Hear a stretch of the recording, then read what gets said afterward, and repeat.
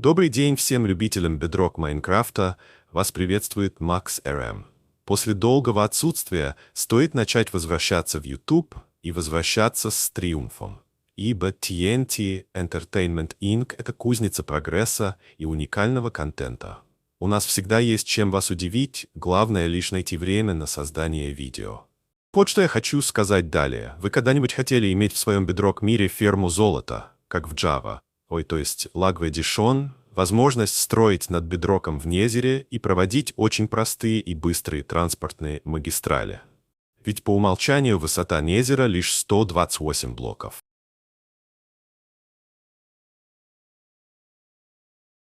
Здесь нельзя строить.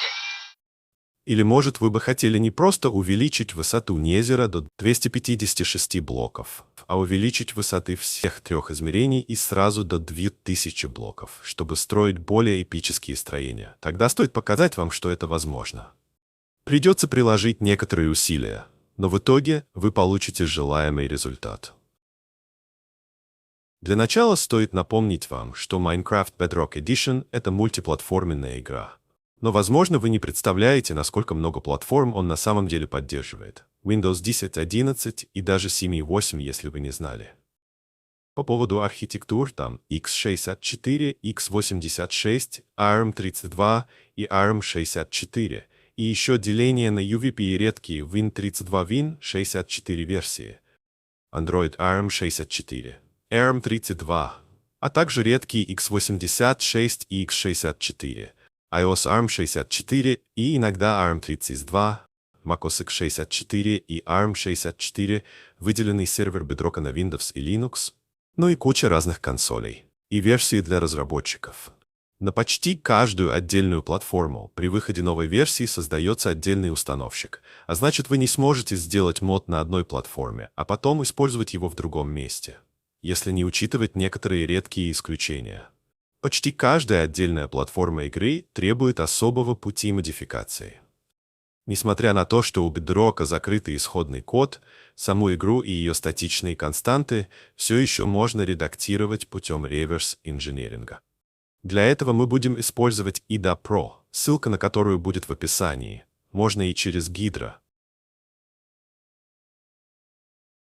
IDA поможет найти переменные высоты измерений и изменить их. Можно и без IDA, но ближе к концу ролика.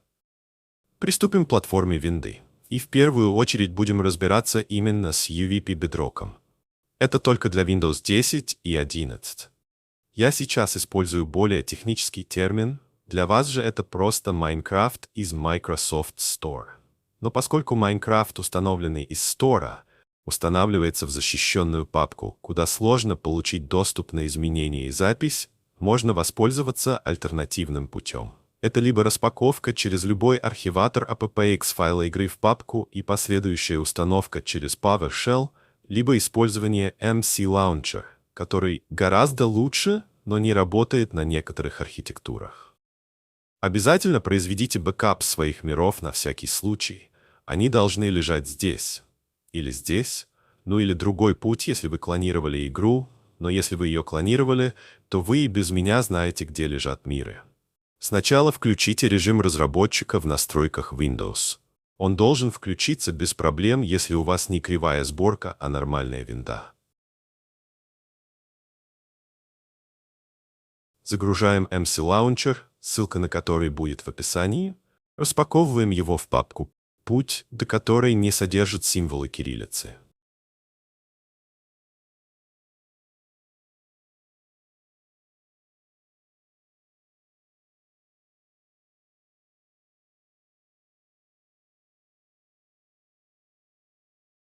Устанавливаем NetFramework, если он попросит, запускаем devload нужной нам версии.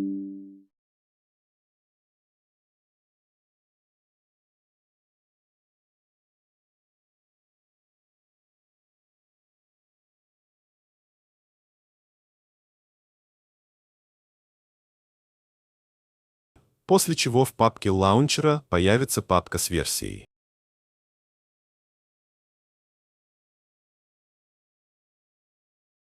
Если в лаунчере нет нужной вам версии, например, вы не можете скачать бета-версию, или вам нужна, например, x86 или ARM32 версия, то вы можете найти appx файл игры где-то в интернете.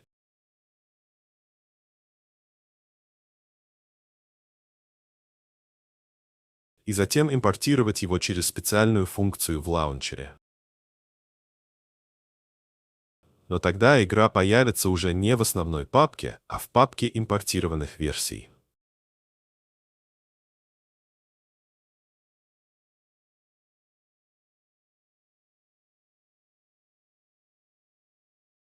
Нажмите Launch и дождитесь, когда игра запустится.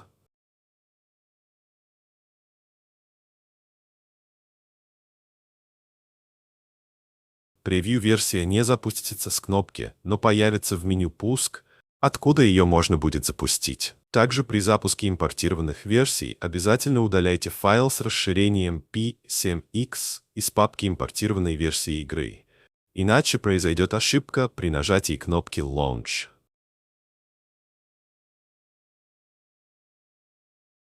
Превью-версия не запустится с кнопки, но появится в меню «Пуск», откуда ее можно будет запустить.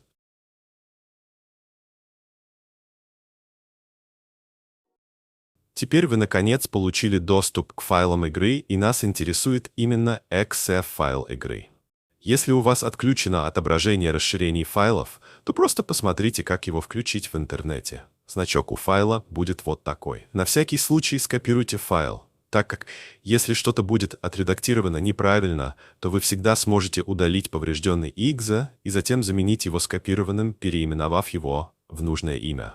Скачайте и распакуйте IDA Pro по ссылке в описании. И вот тут важно. Если вы хотите обработать 32-битный файл типа ARM32 или x86, то используйте этот .exe простой IDA. А если x64 или ARM64, то этот. В более новых версиях IDA Pro есть только один единый .exe. Но более новые версии плохо работают с ARM32 архитектурой. Так что вам придется использовать версию 7.7, на которую я дал ссылки. Убедитесь, что у вас есть как минимум 10 гигабайт свободного места, так как IDA будет создавать очень большую базу данных. Я начну с x64 версии игры, поэтому использую эту IDA. Далее выбираю путь до .exe нужной мне версии игры. В этом окне почти всегда нужно сразу нажимать просто ОК. Разве что есть исключения для Match-O файлов для macOS и iOS. Но об этом позже. Если у вас появится такое окно с запросом PDB файла, то вы можете его указать. Но у вас, конечно же, такого файла нет, так как вы не разработчик Майнкрафта. В общем, здесь проще всегда нажимать «Нет». Кстати, если у вас откроется IDA Pro, и там будут именно окна с кодом и куча пустого места вокруг них, то нажмите пробел для изменения режима отображения. Теперь в левом нижнем углу начали перечисляться разные цифры. Это значит, что IDA начала анализ вашего бинарного файла. Вам нужно дождаться, когда перечисление остановится и появится текст idle, после чего можно начать работу. Хотя ее можно начать и раньше, но только если вы набрались опыта и понимаете, когда примерно можно начинать патчинг игры. Сам анализ продлится несколько часов, можете дней, можете минут, все зависит от мощности ПК, размера и сложности файла, ну и его архитектуры. x86 файлы могут анализироваться и по 36 часов. Я проанализировал все нужные файлы еще до начала видео, так что мне ждать не нужно.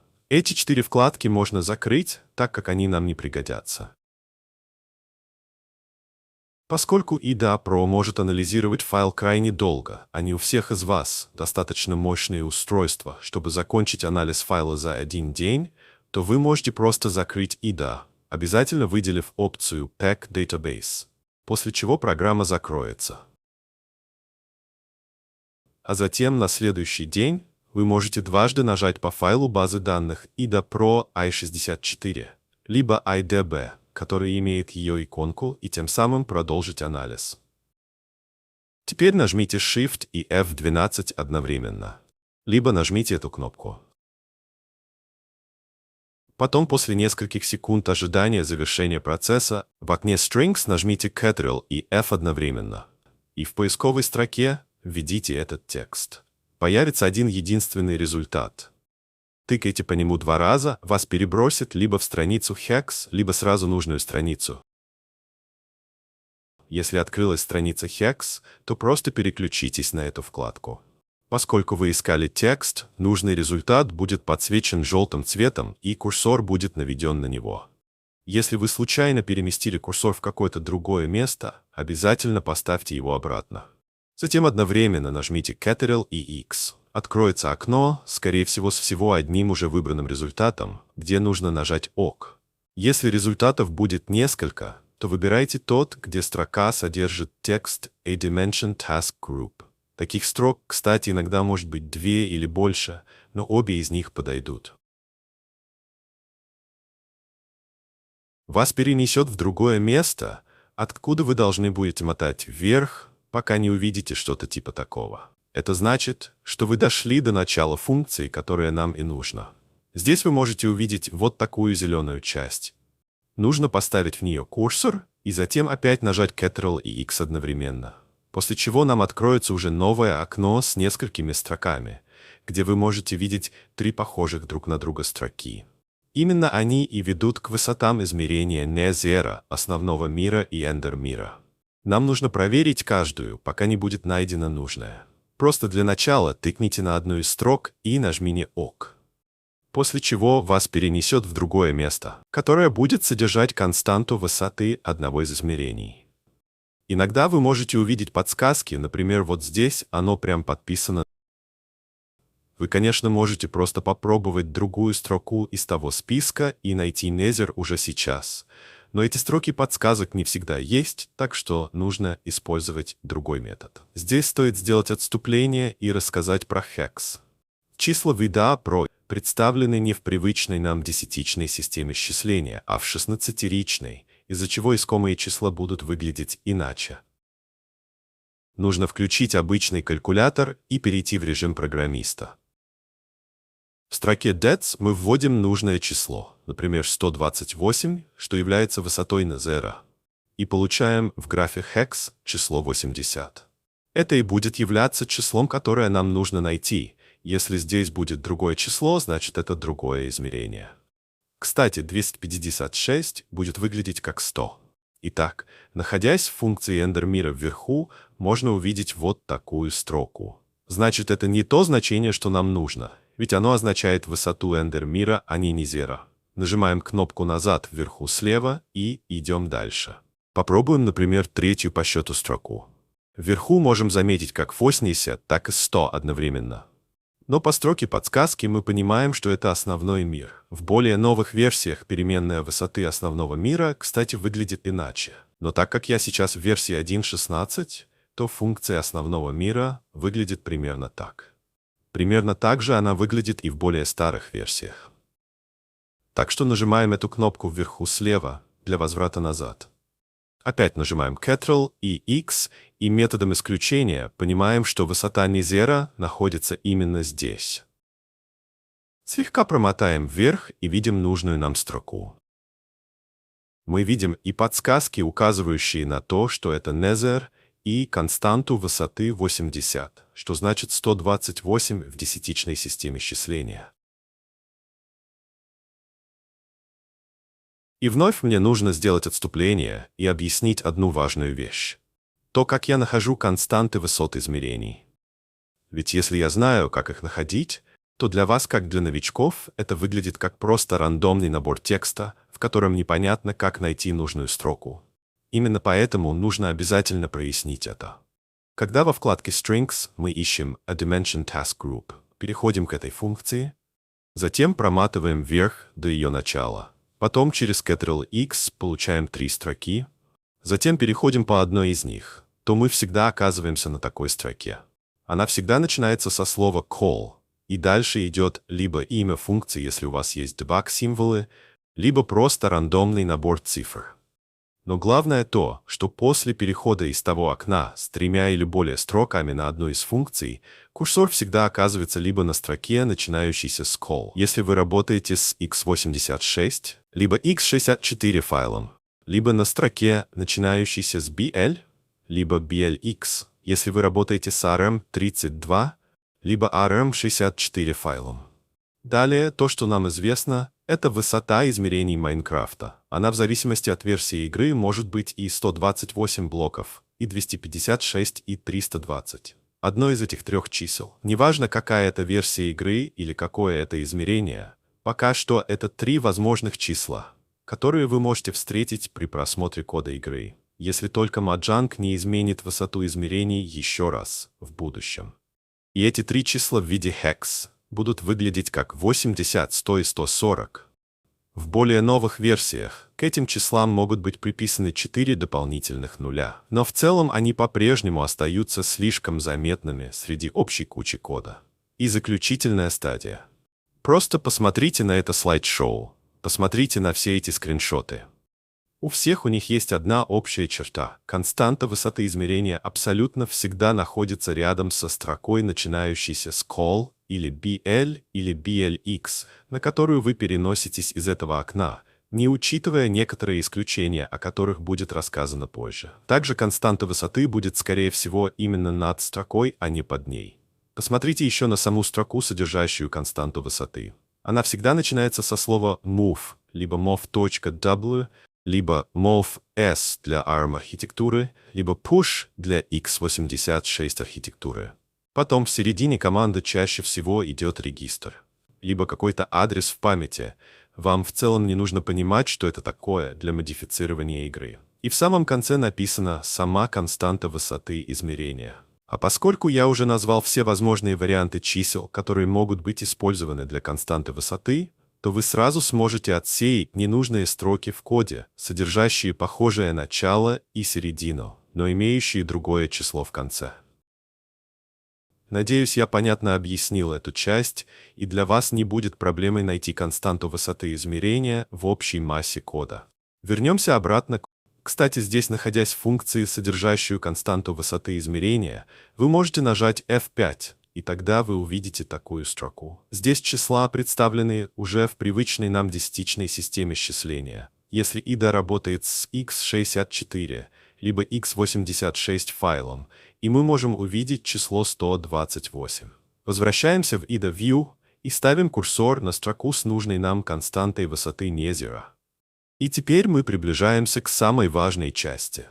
Осталось заменить 80 на 100, то есть высота Nezera в 128 блоков будет заменена на 256. Это можно сделать двумя путями.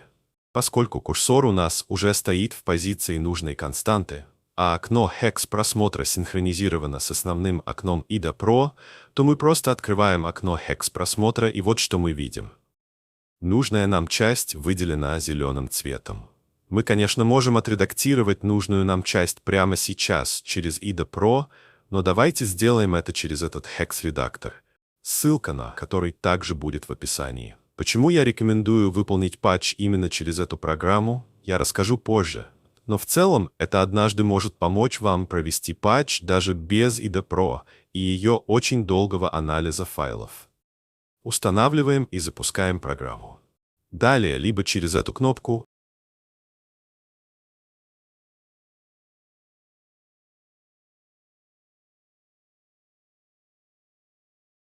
либо просто перетаскиваем exe в окно hex-редактора. Нажимаем Ctrl и F. Обязательно переключаем поиск на hex-значение. В IDA Pro выделите несколько строк и скопируйте их, нажав Ctrl и C одновременно. Выделение сразу нескольких строк осуществляется специально, чтобы был найден только один такой результат, так как сама строка, содержащая такое же число, может повториться в файле сотни раз, но уже для других задач. В окне HXD введите скопированные строки, нажав Ctrl и V, либо через контекстное меню и нажмите ОК. Затем повторите Ctrl-F и поиск второй раз. Если ничего не нашлось во второй раз, то это хорошо. Это действие нужно для того, чтобы понять, есть ли в файле еще такие же строки, ведь нам нужен только один результат. Иначе в IDA Pro нужно будет выделить еще больше строк для поиска. Возвращаемся в IDA Pro. Вот выделенная часть в данном случае была 41, B9, 80, 00, 00, 00. В другой версии, конечно, будет выглядеть иначе. Ваш XD относительно найденной строки ищем то же самое уже глазами. Вот она. И вот что нам нужно знать про эту строку, что применимо для всех платформ x64 и x86. И при этом неважно для какой OS, нужно заменить 80 на 100, и вас могло смутить это. Типа просто сменить 80 на 10 или на 0,1. Нет.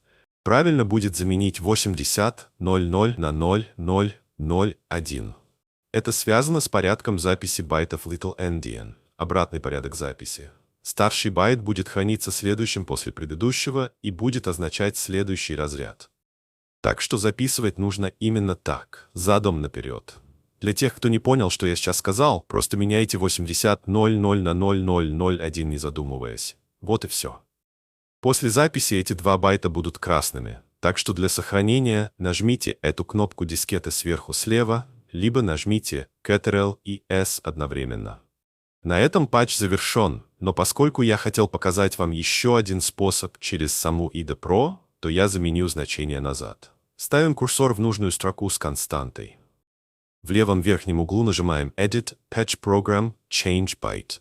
В открывшемся окне заменяем 80 00 на 0001, нажимаем ОК. Далее Edit, Patch Program, Apply Patches to Input File. Все.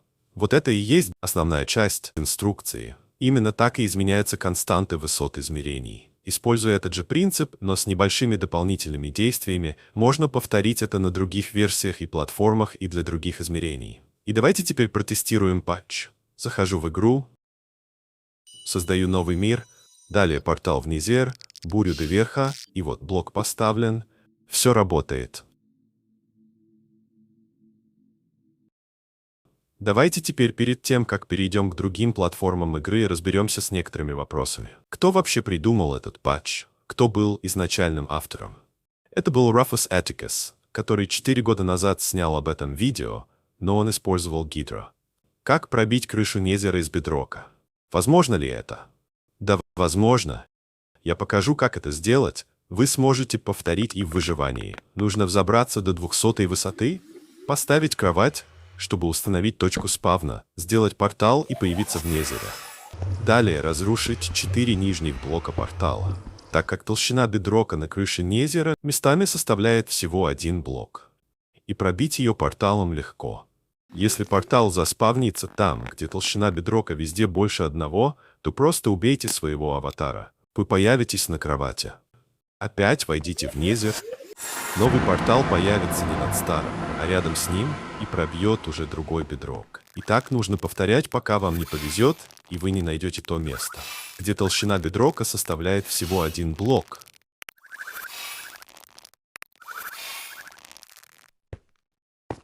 После чего вы сможете использовать этот проход.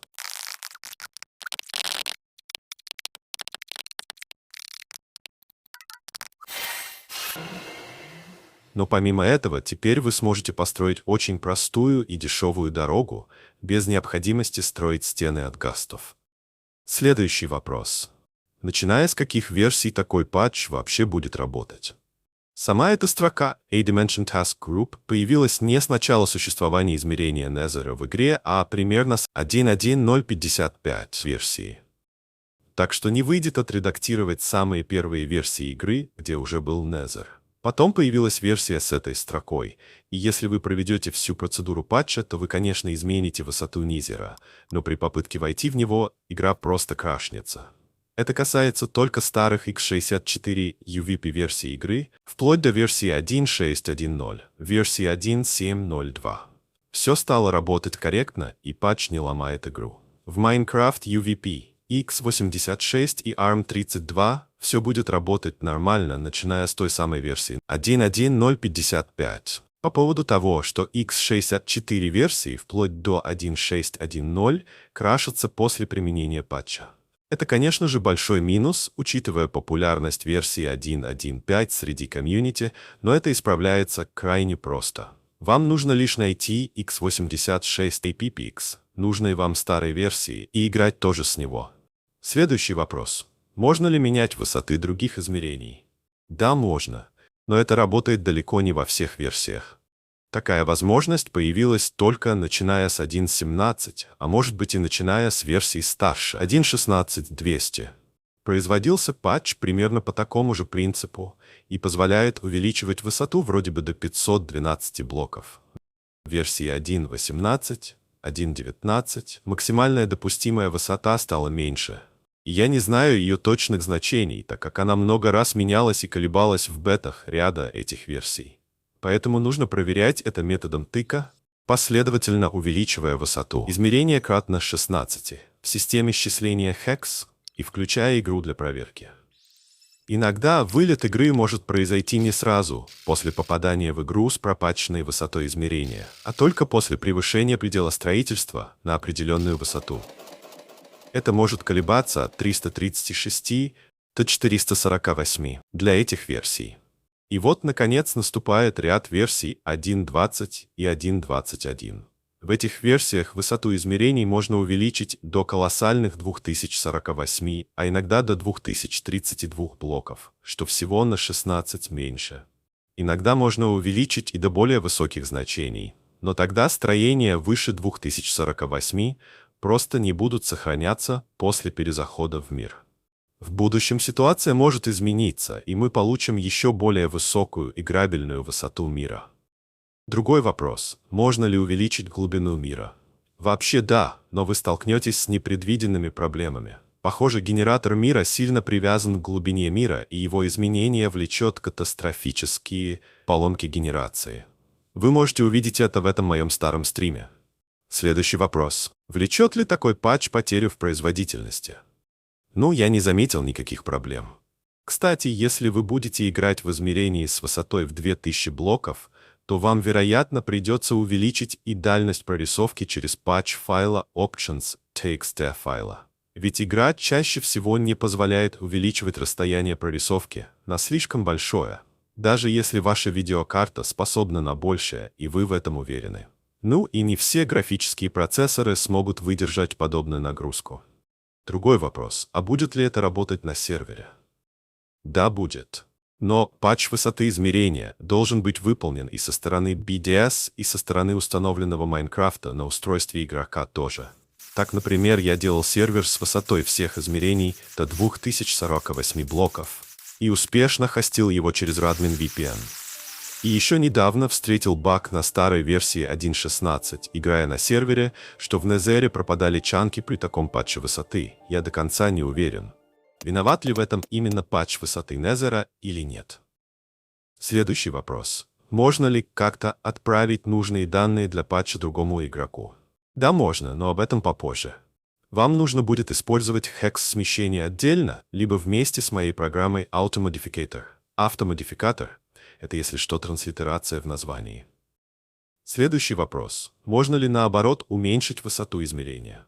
Да, можно, и сделать это можно во всех версиях, начиная с 1.1.0.55, но в этом нету смысла.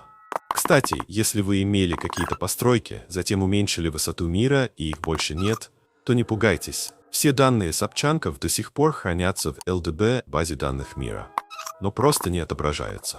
Отключение мода и возвращение на стандартную высоту вернет все как было. Ладно, хватит вопросов. Давайте попробуем повторить это на других платформах. На x86 UVP платформе процесс выглядит примерно так же, но использовать нужно уже просто IDE для анализирования 32-битных файлов. Как я и говорил ранее, в x86 платформе высота Незера чаще всего записана как Push 80, что вы можете увидеть на ускоренной записи.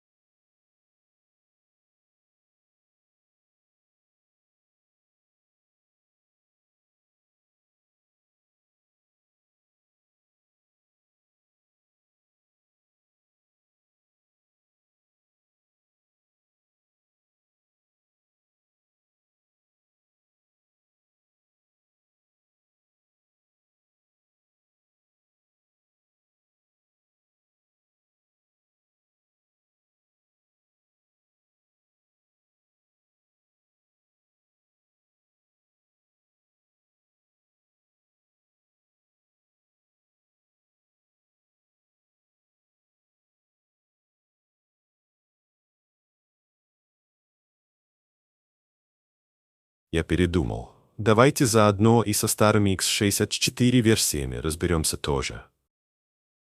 Я просто покажу, что x64 UVP версии игры старее 1.7.0.2 тоже возможно пропатчить, но это вызовет мгновенный краш. Может быть, однажды кто-нибудь сможет отдебажить игру через Visual Studio и решит проблему краша игры на старых версиях при использовании патча на увеличение высоты Незера.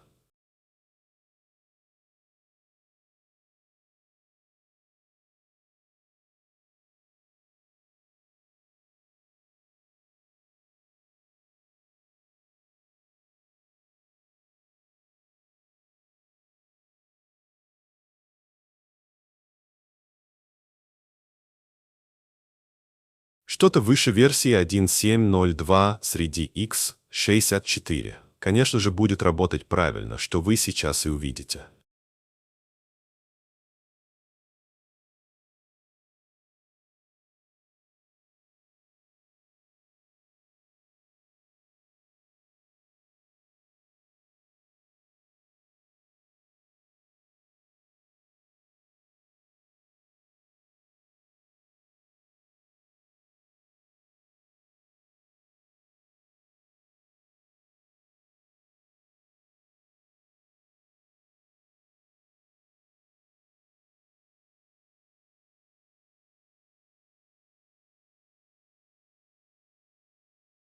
Теперь, когда несколько x64 и x86 версий были пропатчены, давайте попробуем сделать это с платформой ARM32 UVP и ее версиями.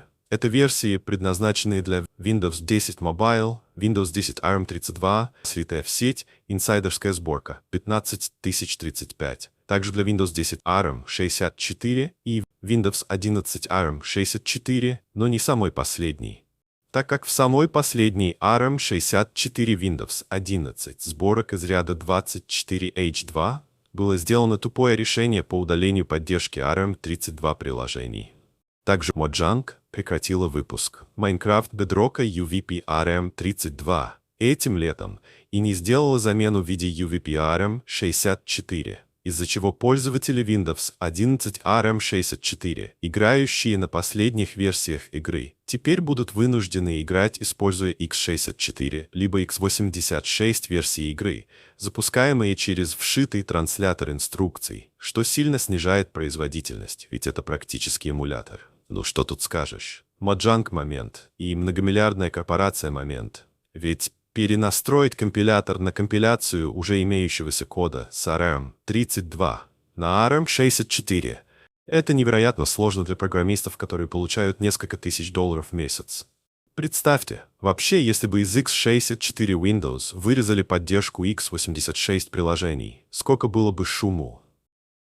В целом ARM-сборки – это очень редкие сборки Windows, которые в основном используются энтузиастами для установки их на телефоны и планшеты, что я, кстати, и сделал. Так что я выполню патч и на эту платформу. Выполню я его, понятное дело, с обычного ПК, так как Windows 11 ARM64 хоть и может запускать x64 приложения, коим и является IDA Pro, но работает это через транслятор, из-за чего производительность оставляет желать лучшего. Так что мне нужно просто найти нужную константу с обычного ПК, затем скопировать ее строку в виде hex и уже с телефона отредактировать exe игры. Либо скопирую готовый отредактированный exe с ПК на телефон и на телефоне уже заменю. Берем exe игры, анализируем его x86 IDA Pro, которая предназначена для 32-битных программ. Повторяем идентичный процесс патчинга и доходим до части, где мы находим нужную строку, и осталось лишь изменить ее. Тут возникает одна проблема. Строка MOV-S R380 выглядит совсем странно в hex-виде, как 8023, и связано это с тем, что ARM32 ассемблер работает иначе. Вам потребуется скачать ARM-конвертер. Сначала просто конвертируем строку, а затем меняем 80 на 100 и получаем то, что итоговая команда занимает уже 4 байта, а не 2, из-за чего мы не можем изменить константу, не сломав exe игры. Ведь это сломает все вызовы функций и прыжки. ARM32 окно, кстати, в этом конвертере называется thumb, в то время как ARM64 так и называется ARM64. Такое свойство характерно только для старых ARM32 версий игры, и не только для Windows-платформы, но и Android. Что следующее приходит на ум — использовать сам байт 80, но увеличить его настолько, насколько это возможно, то есть FF, что будет равно 255, а не 256. Казалось бы, в чем проблема? А проблема в том, что самый верхний сабчанк будет неполным. Сабчанк — это куб размером 16 на 16 на 16 блоков. И если высота будет 15, а не 16, то после перезахода в мир игра, скорее всего, удалит все, что было выше предыдущего полного сабчанка, то есть выше 240 высоты, что в виде хекс выглядит как F0. Тогда проблем не будет. Жаль, конечно, что на старых ARM-версиях нельзя увеличить высоту до 256. Да, но что если отредактировать не 80, а 23? Вдруг, если отредактировать его на что-то другое, то игра станет работать так, как нам нужно. И так оно и вышло. После кучи попыток на своем старом рутированном телефоне я выяснил, что замена 23 на 3 позволяет наконец получить 256 блоков высоты в Незере. Но есть одна маленькая негативная побочка. Если вы или ваш друг попробуете поставить блок выше 256, то игра просто мгновенно вылетит. То есть лимит высоты, хоть и был полностью уничтожен, но игра старой версии не может обрабатывать блоки выше этой высоты, что и вызывает краш. Так что этот патч будет хорош, например, для одиночной игры, но не для мультиплеера, где ваш друг Нубабаз будет по приколу крашить вам игру. В общем, есть у вас два стула. Один — это замена 80 на F0, а другой — это замена 23 или чего-то другого на A3. Выбирать вам в зависимости от ваших потребностей. Выполняем патч.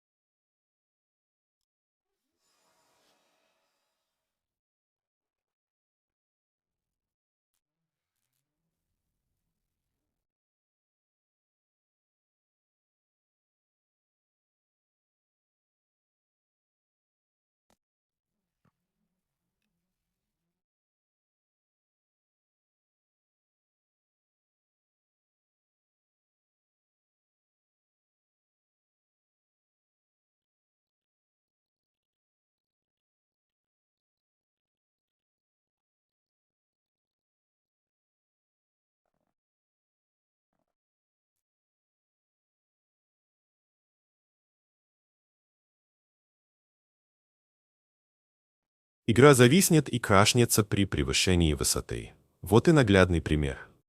Кстати, иногда в ARM32 версиях, после того, как вас перебросит со строки A-Dimension Task Group, и вы промотаете в начало функции и нажмете Ctrl и X, то вам выдаст не 3 результата для 3 измерений, а всего 1 или 2. И когда вы перейдете по одному из них, и там снова вверху функции, в которой вы оказались, нажмете Ctrl и X. Вот только тогда вам выдаст 3 нужных результата.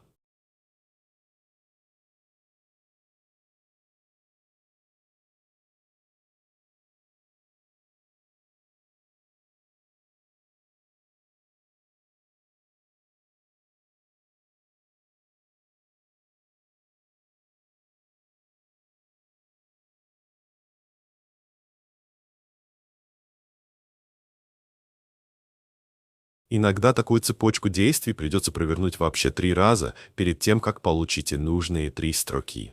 А также в окне, которое открывается при нажатии Ctrl-X вверху функции, содержащей текст A Dimension Task Group, будет не один результат, а несколько, то вам придется проверить каждый из них и проворачивать эту цепочку проверки, натыкаясь на тупиковые ветки, пока вы, наконец, не найдете ту часть, которая содержит константы высот измерений. И еще одна проблема с ARM32 версиями – это то, что в новых версиях при нажатии в окне строк по A Dimension Task Group и затем Ctrl-X на результате поиска, то может вообще не быть результатов. В таком случае все-таки придется использовать Hydra, так как она решает эту проблему, ведь даже IDA про версии 9 не поможет вам, хотя, казалось бы, давно пора исправить это. Скачайте и установите Hydra, создайте новый проект, перетащите в него ARM32 бинарник игры,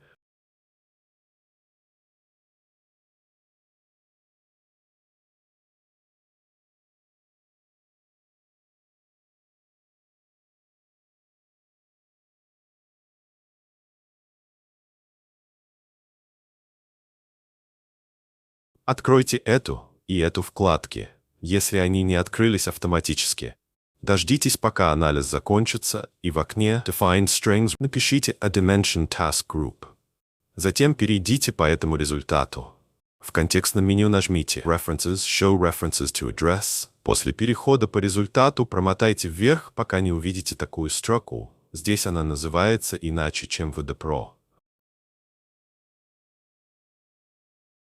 В этом месте поставьте курсор и в контекстном меню опять нажмите References, Show References to Address. Получите один или более результатов, и в итоге вам опять придется повторить схему ветвления поиска, чтобы получить константы высот измерений.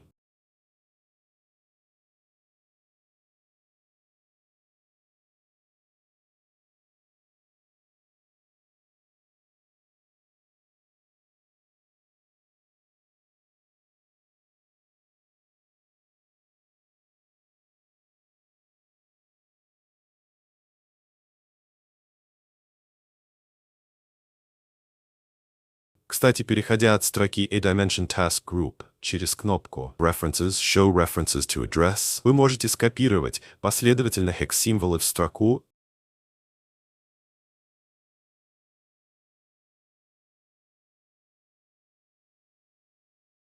и далее эту же строку найти в VDPro, нажав Alt и B одновременно и установив флаг Find All Occurrences.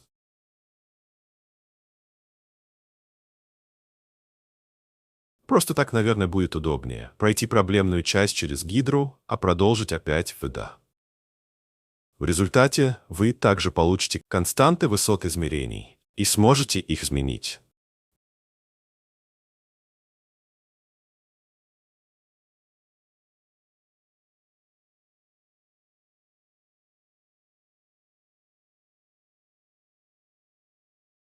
Hydra имеет проблему с затратой ресурсов компьютера. Во время работы выжимает всю оперативную память и затрачивает в разы больше обычной памяти для создания базы данных после анализа. А также, если открыто несколько других программ, то просто крашнется из-за недостатка АЗУ. Но она остается единственной опцией для последних версий ARM32 архитектуры, если вы не можете найти Xref для строки A Dimension Task Group. Кстати, еще Hydra можно запустить с телефона через PRoot или ChoRoot Container Linux, но анализ займет очень много времени. Теперь обратите внимание, что в версии 1.21.51 Minecraft UVP ARM32 в hex-виде строка, содержащая константу, состоит уже не из 2 байт. И это только нам на руку, ведь не придется искать место для того, чтобы заменить 80 на 100.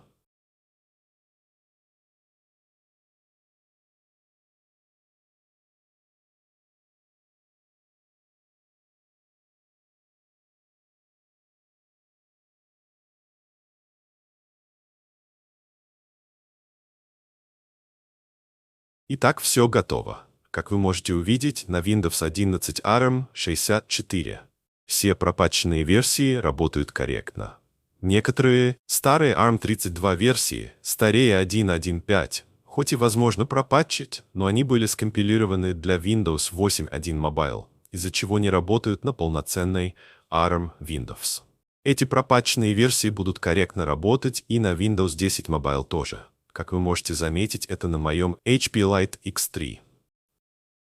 Что насчет Windows 10 ARM 32, версия 15035? Это проблемная Windows. По какой-то причине на моем Surface RT с этой Windows единственная рабочая версия Майнкрафта — это 1.16.20.03. И обратите внимание, что MC Launcher не поддерживает Windows 10 ARM 32, из-за чего установить здесь Майнкрафт можно только через PowerShell и специальную команду. И сейчас я это покажу. Нужно установить VSLib, распаковать через 7-zip Apex игры куда-нибудь в папку, не содержащую символы кириллицы в пути. Затем перейти в эту папку, заменить оригинальный exe на пропатченный. Удалить файл AppSignature P7X и скопировать путь до папки сверху. Затем в PowerShell написать cd и вставить скопированный путь и нажать Enter. Далее ввести эту команду. После нескольких секунд ожидания игра будет зарегистрирована в системе, и ее можно будет запустить из меню «Пуск». Кстати, этот метод установки будет работать и на других версиях Windows 10 и выше. На случай, если MC Launcher почему-то не заработал, как это, например, бывает на Windows 10 LTSB, а на Surface RT, Windows 10 ARM 32, все работает исправно. Патч сработал и здесь. Итак, с x64, x86 и ARM32 UVP версиями для винды вплоть до 1.16 было покончено. Давайте теперь посмотрим, что же делать с версиями поновее. Ведь, как я уже сказал ранее, начиная с версии выше 1.16.200, высоту можно делать в разы больше, например, 512, и при этом не только для Низера, но и для двух других измерений – основного мира и эндер мира. 512 будет выглядеть как 200 в виде hex. То есть для x64 и x86 версий нужно будет заменять 80.00 либо 0001 либо 40.01 на 00.02. Ищем константу по стандарту, находим значения и меняем их.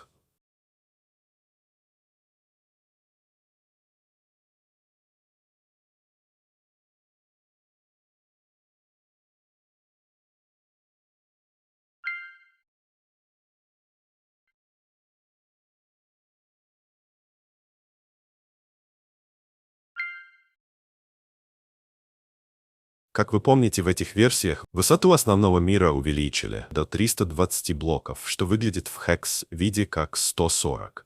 Но также она может выглядеть не просто как 140, а 140 FFC0. FFC0 — это глубина мира в виде hex, что равняется минус 64.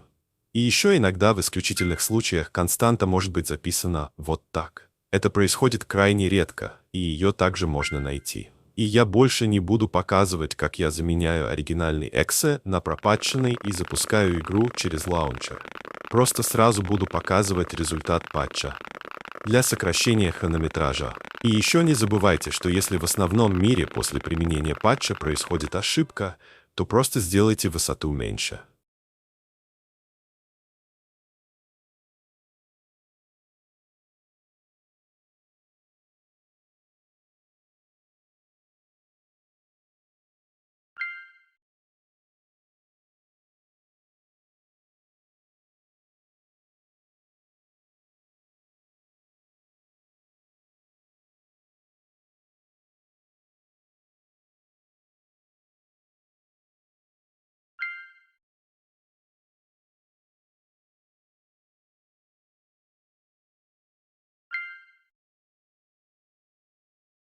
Обратите внимание, в версиях старше 1.16.200 Константа высоты основного мира иногда, но не всегда, может располагаться не сразу в функции, которой вы переходите из функции, содержащей строку a dimension task group, а немного в другом месте.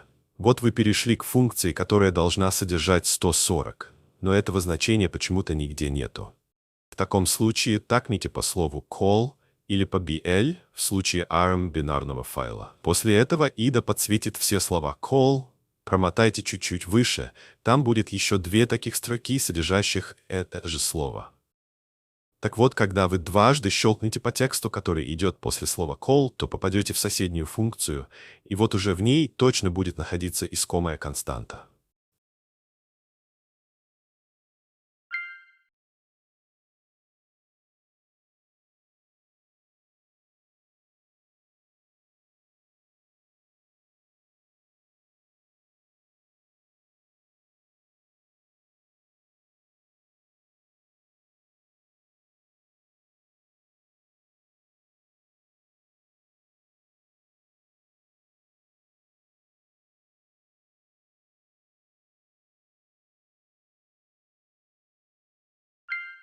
Кстати, в бинарных файлах ARM архитектуры вам всегда придется использовать ARM-конвертер, чтобы понимать, на что заменить нужные байты.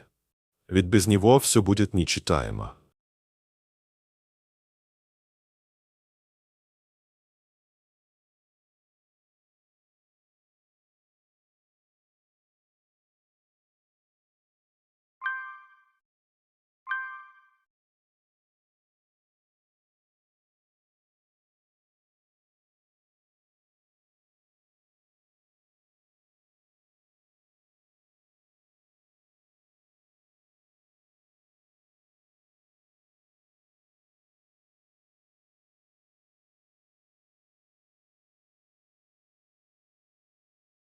Также в бетах ряда версий 1.16, 1.17.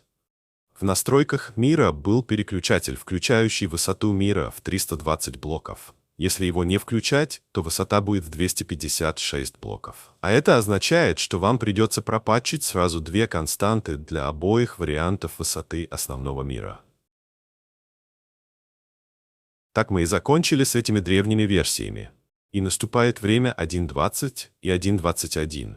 Если вам кажется, что будет много отличий, то это не так. Помните, какая максимальная высота для всех новых версий?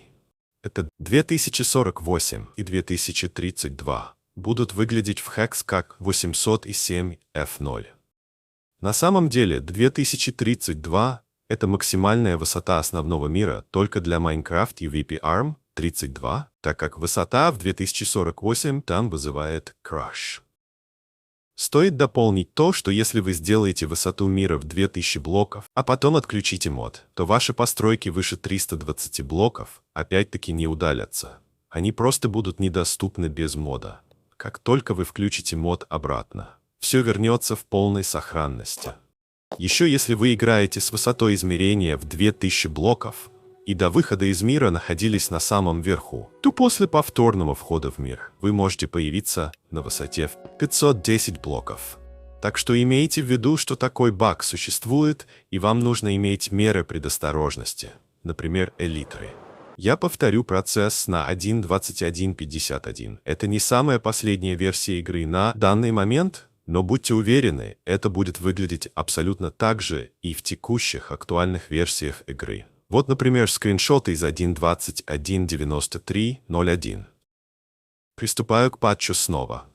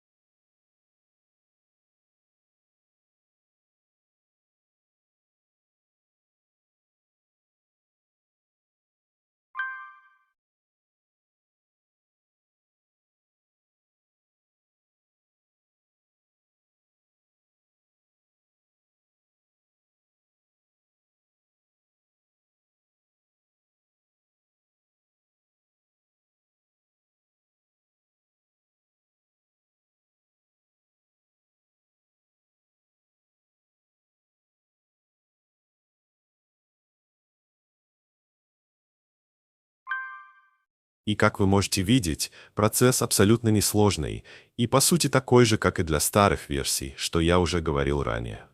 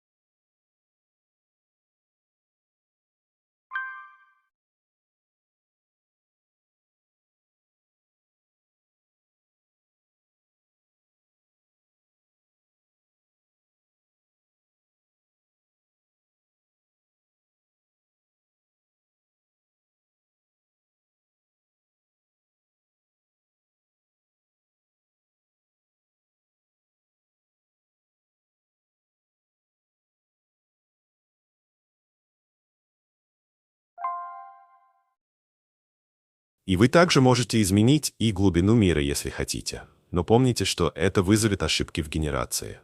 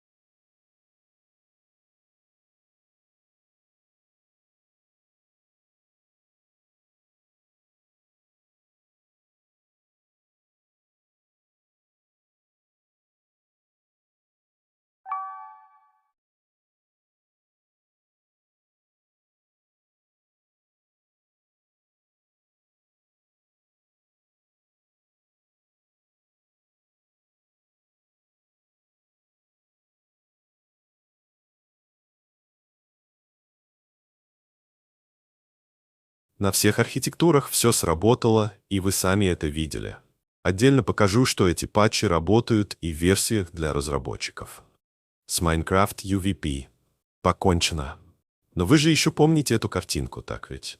Вы же помните, что я сказал, что это будет работать не только на Windows 10 и 11, но и на 7 и 8, а также и на Windows XP с установленным One Core API. Это те самые крайне редкие Win32 и Win64 версии Minecraft Bedrock, которые, несмотря на официальную ложь на Википедии Майнкрафта, поддерживают старые версии Windows. И чтобы доказать вам это, я не просто запущу игру и покажу, что патч работает. Нет, я выполню патч в наглую, вообще находясь в Windows 7, которая установлена у меня в мультибут. И я могу перезагрузиться в нее в любое время за пару минут. Win32, Win64 версии делятся на MCBE и MCEE, то есть Minecraft Education Edition, Minecraft Education Edition China, который по сути является тем же самым Bedrock'ом. с 99% такого же исходного кода, но в другой обертке.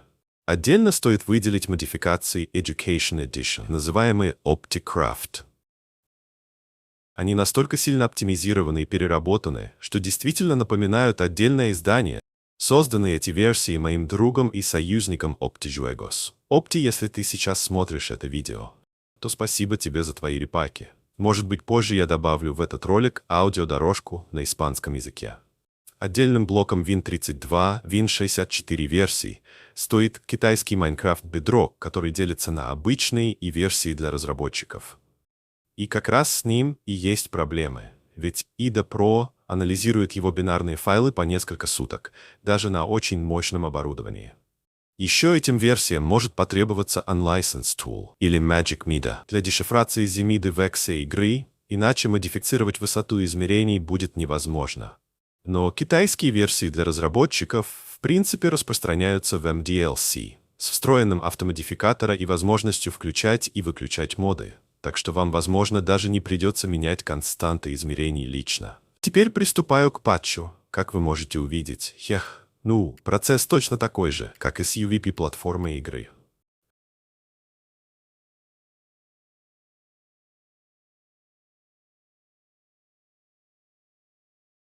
Забыл упомянуть, но в Win32 версиях иногда также есть ветвления, как в ARM-архитектуре.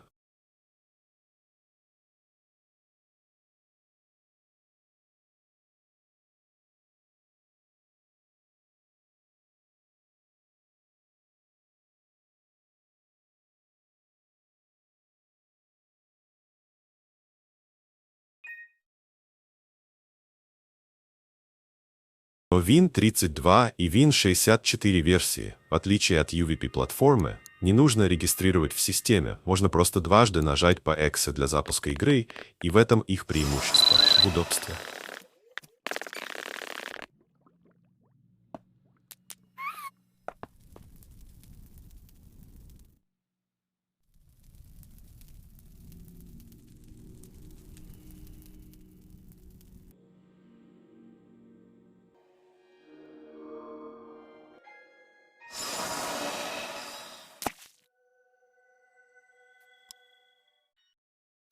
Конечно же, я не стану патчить все версии подряд, а только две из них в качестве примера.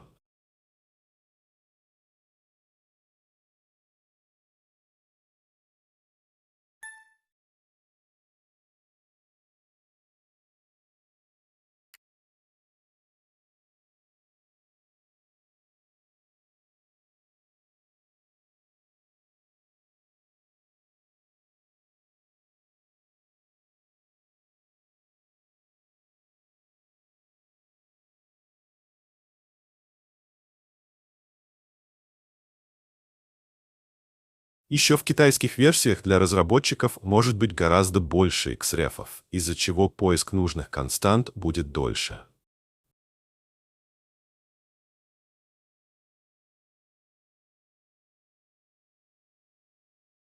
А также в этом издании есть дополнительные 20 скрытых измерений, но их генерация идентична основному миру.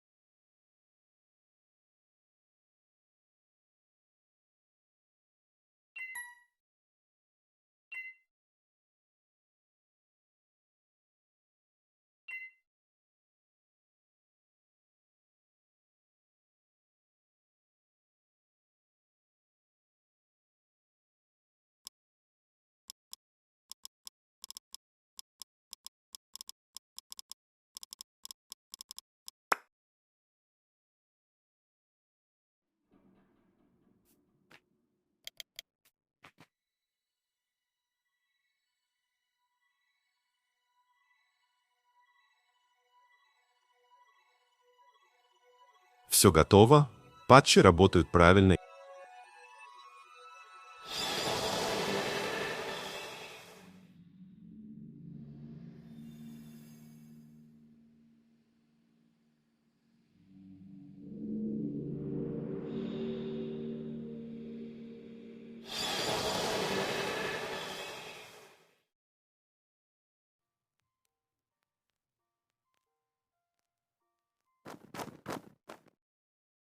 Теперь патч Opticraft.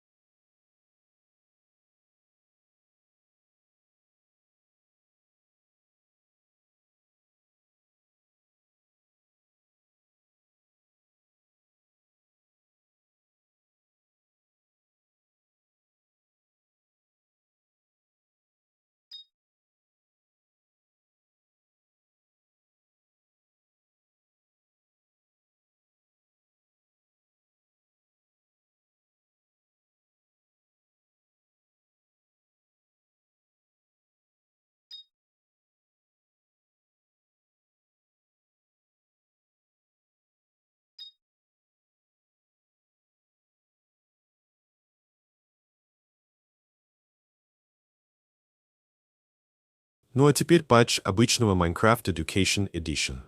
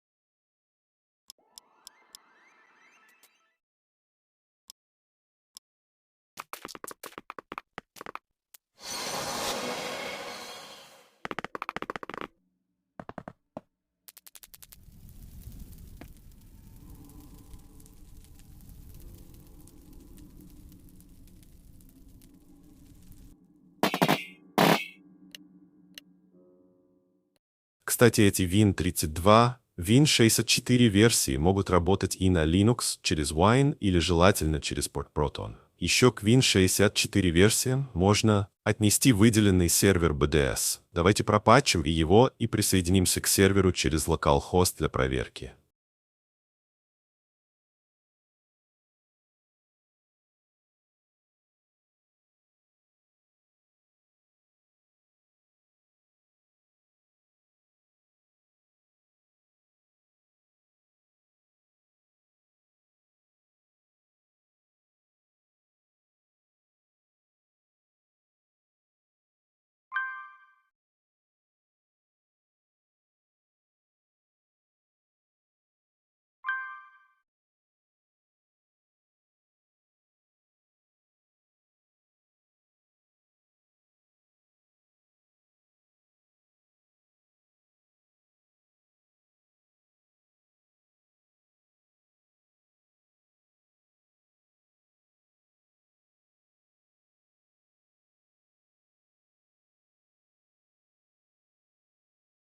Помните и о том, что для корректной работы мода на выделенном сервере игра, с которой подключается игрок, также должна иметь такой же мод.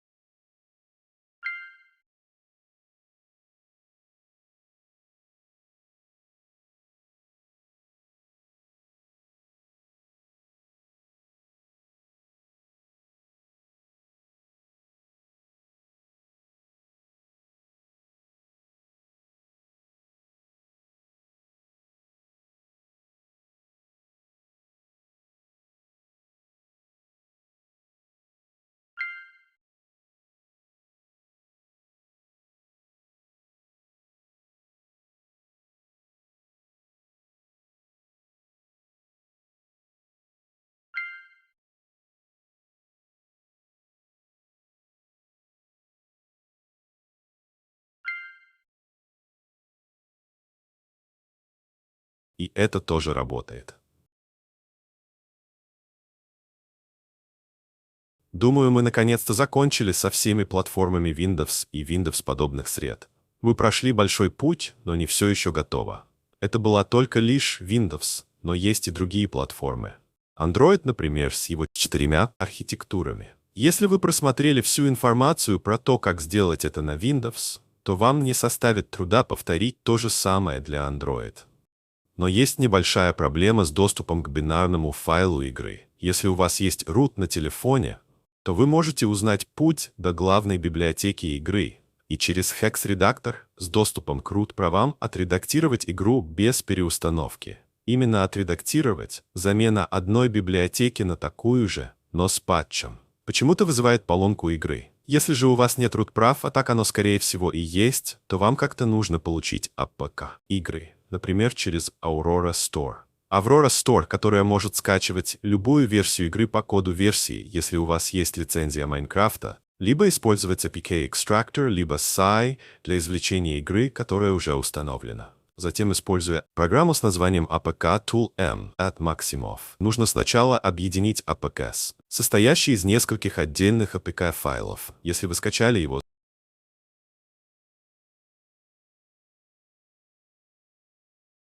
затем полностью декомпилировать полученный APK, либо просто APK, который у вас был изначально, если вы скачали именно его вместо APKs. Используя эту функцию в контекстном меню, обязательно нажав все галочки. Вы получили библиотеку игры, лежащую по этому пути. Можно переместить ее на компьютер и пропатчить, а затем уже пропатченную библиотеку игры вставить обратно туда, откуда вы ее взяли, в декомпилированный APK, заменив оригинал, и скомпилировать и установить игру. Кстати, очень важная информация. Если вы не хотите удалять игру, которая у вас установлена уже сейчас, а хотите установить игру с модами параллельно, то посмотрите это мое старое видео. Это позволит вам установить сразу несколько версий Майнкрафта на один телефон одновременно. Это все было несложно. А что по поводу патча основного бинарного файла Майнкрафта для Android? Все делается так же. Просто посмотрите далее, или если не хотите смотреть, то перемотайте вперед. Кстати, у Android Майнкрафта, в отличие от Windows, есть ARM64 сборки, но редактировать их не сложнее, чем ARM32. Для чего же у Android есть x86 и x64 версии Майнкрафта? Они были созданы для поддержки редких Android-устройств с x64 или x86 процессорами, для некоторых Android TV-приставок, для редких телефонов с такой архитектурой, но также неофициально, но вполне легально они могут быть запущены в Linux любой архитектуры, либо macOS. macOS x64, ARM64 с использованием MKP Unix Launcher. А еще существует такая необычная операционная система, как Android x86. Она поддерживает и x64 программы. x86 в конце названия OS — это просто часть ее названия.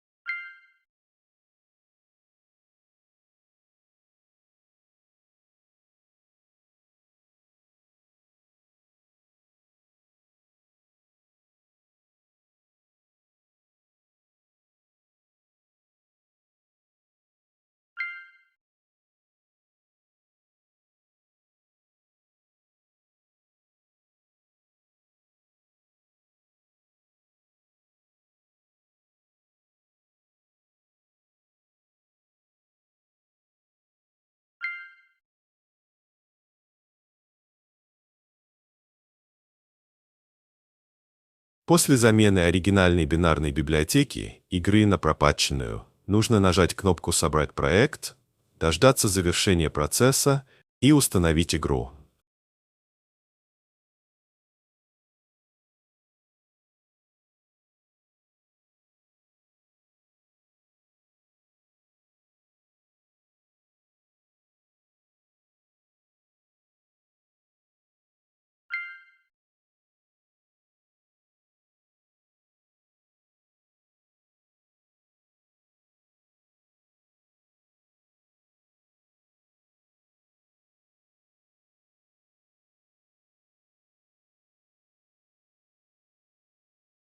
Кстати, иногда функция может быть разобрана не до конца, и вы не сможете найти ее верхушку. В таком случае просто проверяйте все зеленые штуки справа через Ctrl и X.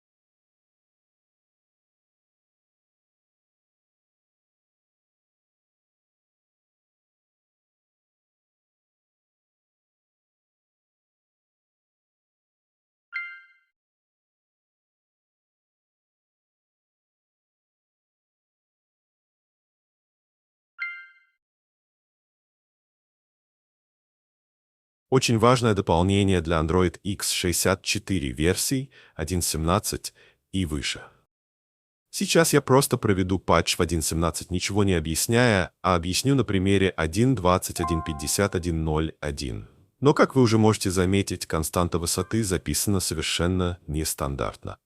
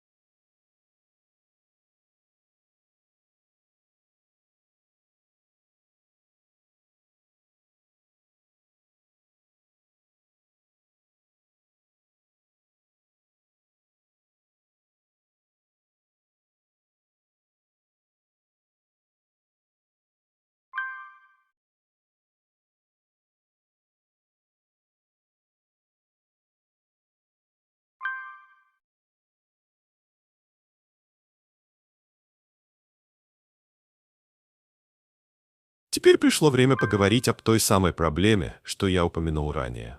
Иногда в новых x64 версиях Minecraft для Android, macOS и Linux в виде BDS константа высоты основного мира записана не как 140, а совсем иначе. Здесь вы можете увидеть две команды, и именно они и являются высотой основного мира. Первая команда является подбитовым сравнением. Она сравнивает числа в бинарной системе счисления. Если в первом числе 0 и во втором 0, то результат будет 0. Если в первом 1, а во втором 0, или наоборот, то результат будет 1. Если в первом и втором единицы, то результат будет единицей. Ведь это не операция сложения. В этой команде сравнивался регистр и число 4, которое в бинарном виде выглядит как 100, а регистр изначально был единицей. В результате получается 101, что равняется 5 в десятичной системе счисления. Вторая команда сдвигает число влево, приписывая справа нули. Приписав 6 нулей к числу, получается 320. А в хекс-виде эти две команды выглядят так. На их концах можно заменить числа 4 и 6. Можно, конечно, в первой команде изменить число 4 на 0, а во второй на 11. Но это иногда вызывает краш, так что я покажу, как это избежать. Поставьте курсор в первую команду. Нажмите Edit, Patch Program, Assemble. Откроется окно. В нем будет первая команда. Нужно заменить слово OR на слово MOV, не трогать регистр в середине команды, а в конце заменить число 4 на число 800 и обязательно в конце проставить английскую букву H. После того, как вы нажмете ОК, окно закроется и быстро откроется снова. Здесь вы можете увидеть строку, начинающуюся с букв DB.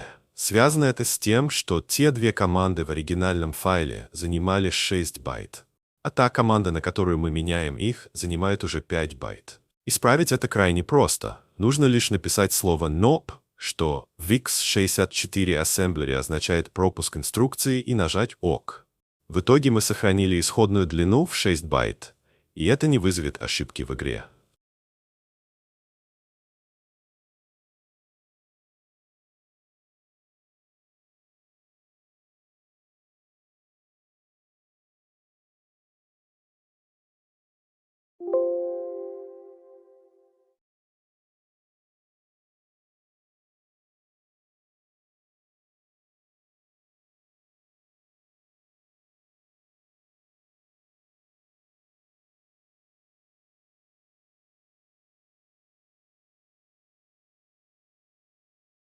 И как вы можете увидеть, патчи и здесь работают без особых проблем. Еще в эту же категорию можно добавить BDS для Linux x64, так как Android в некоторой степени является Linux, и тут тоже все работает.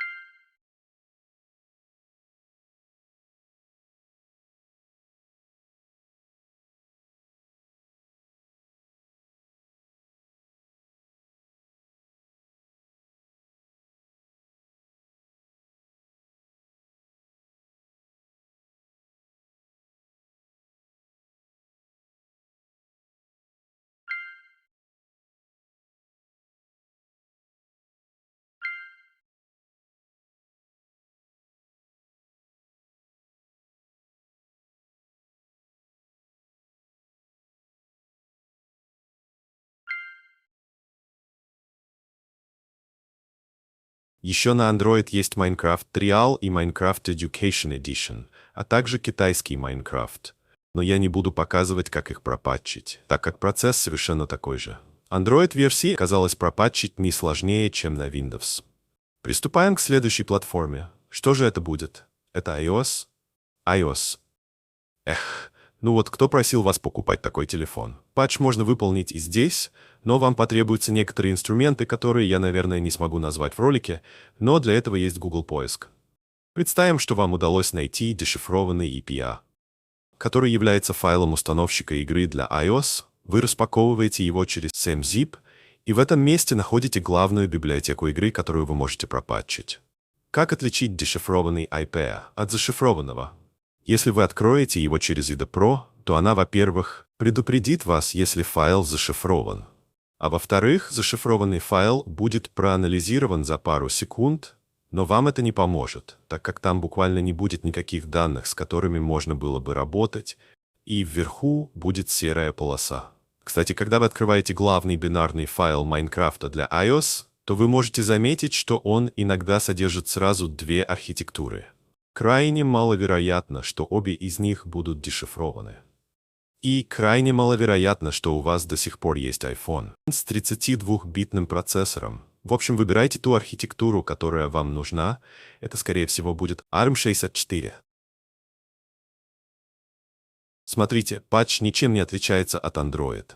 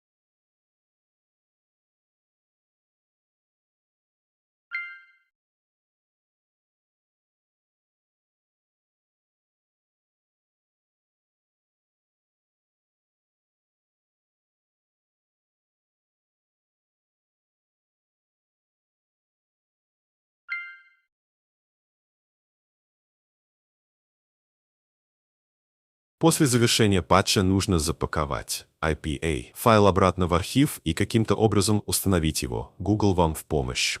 К сожалению, я пока не купил BU iPhone, поэтому я смогу продемонстрировать только процесс патчинга в IDE Pro и видео только с одной пропатченной версией, где это все работает. Мне пришлось попросить друга протестировать это. Важное дополнение – Minecraft для iOS может быть нативно запущен на macOS ARM64, используя обходные пути, начиная с выпуска процессоров серии M, но не у всех людей Minecraft будет работать корректно. Например, он может не запуститься, либо запуститься, но клавиатура и мышь не будут работать правильно, что можно исправить подключением джойстика. Если никаких ошибок нет, то и там патч высоты тоже работает.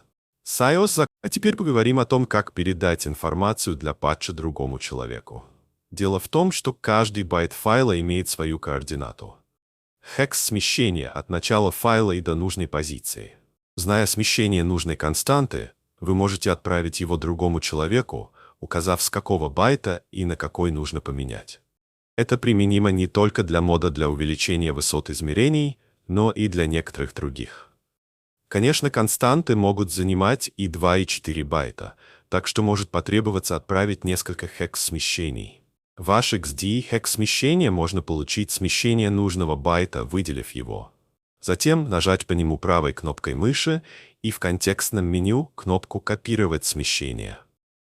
Далее, если вы наоборот человек, которому отправили смещение, вам нужно нажать Ctrl+G одновременно. Вставить в появившееся окно хекс-смещения и нажать ОК. Теперь вы можете заменить нужный байт на что-то другое. Есть и немного другой способ поиска нужных констант, ведь хекс-смещения недолговечны и меняются в каждой следующей версии игры. Тогда на помощь приходят хекс-шаблоны, или как их еще называют, сигнатуры. Это строка из нескольких байт. Работает это так. В каждом новом обновлении код игры, отвечающий за высоты измерений, почти не меняется, а значит и на уровне хекс он чаще всего не будет меняться. И значит можно скопировать небольшую строку из нескольких байт и затем найти ее же, но в другой версии игры. Например, вот этот текст может быть использован для поиска высоты основного мира почти во всех новых x64 и x86 платформах. Есть у этого и недостаток. При компиляции исходного кода компилятор может поменять регистры или прочие части кода на бинарном уровне, а значит и в хекс-виде изменится. В таком случае можно использовать хекс-шаблоны с неизвестными байтами или полубайтами. Это то, когда байт или его половина заменяется вопросительным знаком. И далее в хекс-редакторе этот байт может принимать значение от 0 до f. И когда хекс-редактор будет искать такой хекс-шаблон, то ему будет неважно, какое значение находится в вопросительном знаке. Он будет искать совпадение только по всем прочим частям шаблона. Такие шаблоны могут жить крайне долго, вплоть до нескольких лет, пока код игры не изменится слишком сильно. Искать такие шаблоны можно в IDE Pro, но я бы рекомендовал использовать Hex Workshop, так как он один из немногих поддерживает неизвестные полубайты, что, например, критично для ARM-архитектуры. Hex-шаблоны с неизвестными полубайтами, как правило, работают только для одной платформы и, скорее всего, не будут работать на другой, за исключением редких случаев. У меня есть множество приватных Hex-шаблонов для разных платформ, но в данный момент времени я не буду ими делиться. И давайте теперь поговорим об автомодификаторе. Это моя программа, которая изначально была создана для упрощения использования моего же мода Extend Piston Push Limit, который убирает лимит силы поршней в 12 блоков, что позволяет строить огромный хороший транспорт, гигантские двери, автостроители мостов и прочее. Он, к сожалению, определяется антивирусом как вирус, но вы можете и сами скомпилировать его из исходного кода, если сомневаетесь в безопасности. Так вот, позже эта программа была доработана для возможности поддержки гораздо большего количества модов. В файле конфига все в виде JSON. Вверху указывается путь к файлу, далее название мода, затем одно или несколько смещений и указание, с какого байта и на какой нужно изменить. Это крайне удобно, ведь таким образом можно включать и отключать мод в любой момент, можно делиться конфигами с другими людьми и так далее. Вот мы и разобрали почти все платформы и их особенности, кроме консольных версий, которые вы также сможете пропатчить благодаря опыту, полученному в этом видео. Ведь повторю это уже не знаю какой раз, но процесс патча будет такой же без учета ограничений платформ, которые вам придется обходить для установки игры и добычи и распаковки самого установочного файла, для чего также существует Google поисковик. Спасибо огромное всем людям, кто принимал участие в создании этого огромного мануала, кто помогал мне, спасибо тем, кто помогал мне с изучением реверс-инженеринга. Я очень надеюсь, что этот мануал поможет многим людям в патче игры и познании ее глубин. С вами был Макс РМ, и помните, что на этом канале всегда будут выходить уникальные видео с полезными инструкциями.